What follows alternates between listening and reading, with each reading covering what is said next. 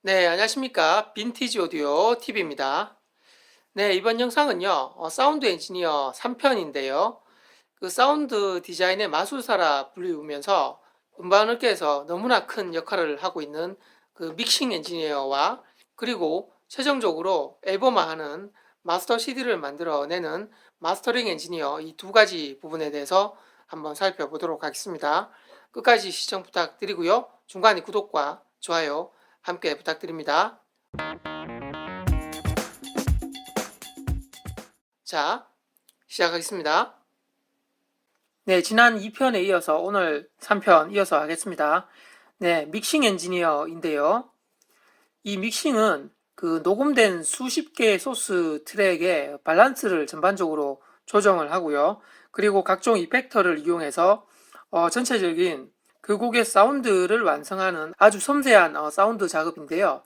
그래서 이 믹싱 엔지니어를 일명 사운드 디자인의 마술사라는 별칭을 가지고 있고요. 그래서 이 믹스 작업은 레코딩 엔지니어가 아주 정성스럽게 녹음한 하나하나의 트랙들의 그 사운드를 들어보면서 전체적으로 믹스를 해서 얼마나 잘 한 곡의 사운드의 완성도를 높이느냐, 이것이 가장 키포인트인데요. 그러면서 실제로 발표되는 음악의 사운드 색깔을 결정짓는 그런 아주 중요한 과정이 되고요. 그러면서 총괄 프로듀서와의 음악적인 소통이 굉장히 중요합니다. 그래서 이 음반의 아티스트와 이 음악이 얼마나 잘 매칭이 되느냐, 이것도 굉장히 중요하고요. 그 다음에 이 음반이 대중들에게 공개가 돼서 그 음악을 들었을 때 얼마나 감동과 즐거움을 선사하느냐 또한 고려를 해서 아주 멋진 사운드를 만들어내야 되는 큰 역할을 하고 있는 엔지니어가 되겠습니다.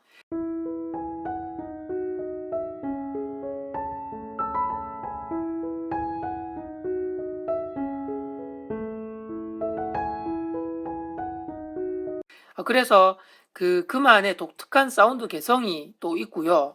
그리고 선호하는 콘솔과 아웃보드, 이펙트 등이 있는데 그 콘솔 같은 경우는 대표적으로 아날로그 콘솔 SSL을 좋아하고요.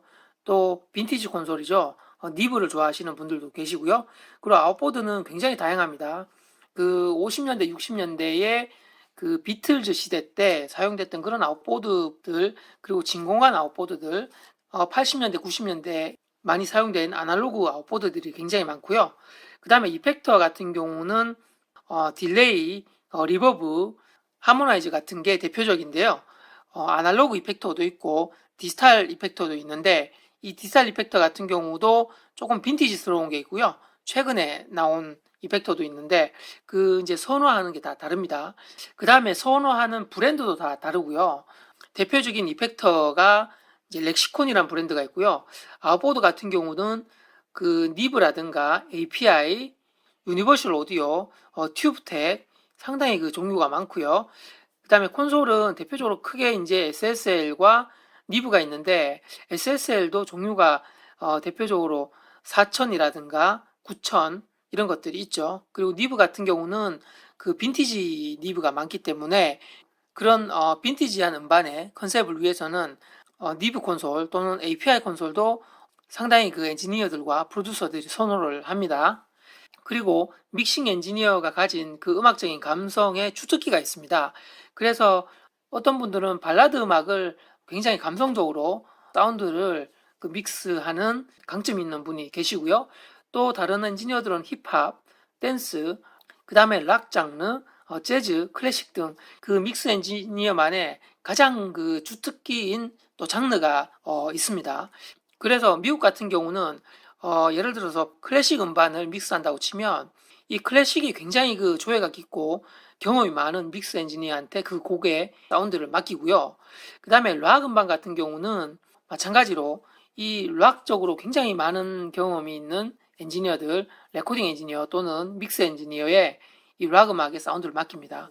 이렇듯이 믹싱 엔지니어는 그만의 아주 특출난 사운드를 뽑아내는 이런 장르가 또한 존재를 하고요.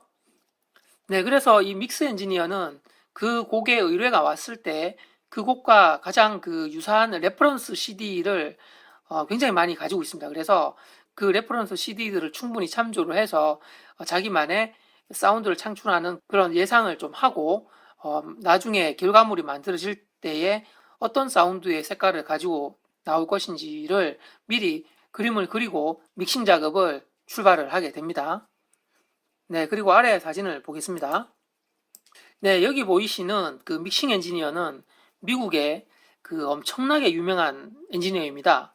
톰 로드 엣지라는 상당히 유명한 엔지니어인데요. 콘솔이 SSL 4000G이고요. 뒤에 보이는 아웃보드 렉이 상당히 많죠. 네, 그래서 이 아웃보드 렉은 믹스 엔지니어의 개인 렉도 있고요. 또는 렌탈을 하기도 하고 그 스튜디오가 보유한 아웃보드들도 있고요. 오른쪽에 보시면 이렇게 컴퓨터가 있는데 이쪽에 보통 프로툴스라는 하드 레코딩 시스템이 있고요. 그래서 믹스를 하면서 이 콘솔에 있는 EQ와 컴프레서 등도 사용하고요. 그 다음에 자신만의 색깔을 내고 또한 중요하다고 생각되는 트랙들은 이 콘솔에 있는 그 EQ와 컴프레서보다는 자기만의 그 선호하는 이런 아웃보드를 사용해서 전체적인 밸런스를 잡고 사운드를 점점 완성해 갑니다. 네, 이 사진도 또한 아웃보드인데요. 왼쪽에 보시면은 그 유니버셜 오디오, DBX, 그리고 디스트레서, 그리고 니브 EQ, 니브 컴프레서, EMI 등등 굉장히 명기들이 많이 있고요. 오른쪽에도 LA2A 컴프레서, 그리고 API EQ, 튜브텍 컴프레서, 렉시콘 딜레이 이런 아주 유명한 브랜드의 아웃보드들이 많이 있습니다. 이렇게 중간에는 프로툴스 시스템이 있고요. 그래서 모니터를 보면서 트랙들을 하나하나 플레이를 하면서 소스도 확인하고 그리고 전반적인 그 밸런스를 잡고 믹스 작업을 하게 됩니다. 네, 다음은요. 마스터링 엔지니어인데요. 이 마스터링은 이제 믹싱된 트랙, 예를 들어서 10곡이라고 가정을 하면 이 곡과 곡 간의 전반적인 앨범의 그 흐름상 그 유연하게 하기 위해서 EQ라든가 컴프레스를 이용해서 전반적인 앨범화를 위해서 한 곡 한 곡 사운드를 조정한 후에 그 곡별로 간단한 그 편집을 합니다. 곡이 페이드 아웃 되는 경우도 있고 곡과 곡 사이의 간격도 조정을 하고요. 최종적으로 그 리스트를 만들게 됩니다. 그래서 이 마스터링 작업이 앨범화하는 가장 마지막 작업이 되고요. 이 작업이 끝나면 마스터 테이프가 완성이 됩니다. 그래서 이 마스터 테이프를 가지고 대량 생산을 하게 되는데요. 그 엔지니어가 선호하는 전문적인 마스터링 프로그램도 있고요. 그 다음에 EQ나 컴프레서 같은 그 좋아하는 아웃보드도 있고요. 그 다음에 그만의 그 선호하는 모니터 스피커도 있습니다. 그래서 이 많은 경험 있는 분들은 자신만의 가장 적합한 사운드 조정을 위해서 그 스피커, 아웃보드 이런 프로그램들을 이것저것 많이 경험을 했기 때문에 자신만의 장비를 구축해서 전문적인 앨범화 작업을 하는 가장 마지막에서 가장 중요한 역할을 하고 있는 그 엔지니어가 되겠습니다. 네, 그래서 아래 사진을 보시면 중앙에 이렇게 마스터링 프로그램을 띄워 놓고요. 아웃보드 렉이 있습니다. 그래서 컴프레스 EQ 그 외에 프리퀀시 분석 기기도 있고요. 그 다음에 모니터 스피커를 수조를 놔두고 체크하기도 하고요. 그리고 디지털로 최종 담기 때문에 컨버터도 잘 고려해서 이 엔지니어가 최종 마스터를 만들고 있습니다. 네, 이 사진도 보시면 거의 유사하죠. 중앙에 이렇게 마스터링 프로그램이 있고요. 이 오른쪽에 있는 게 스테레오 컴프레서 그리고 EQ가 있고요. 그 다음에 중간에도 이제 마스터 EQ인 것 같고요. 오른쪽에도 보조로 쓰이는 컴프레서와 EQ가 있는 것 같습니다. 모니터 스피커가 니어필드로도 있고요. 멀리에 모니터 스피커가 한 조가 또 있습니다. 네, 이렇게 마스터링 엔지니어 그리고 믹싱 엔지니어 두 가지 부분에 대해서 오늘 살펴보았고요.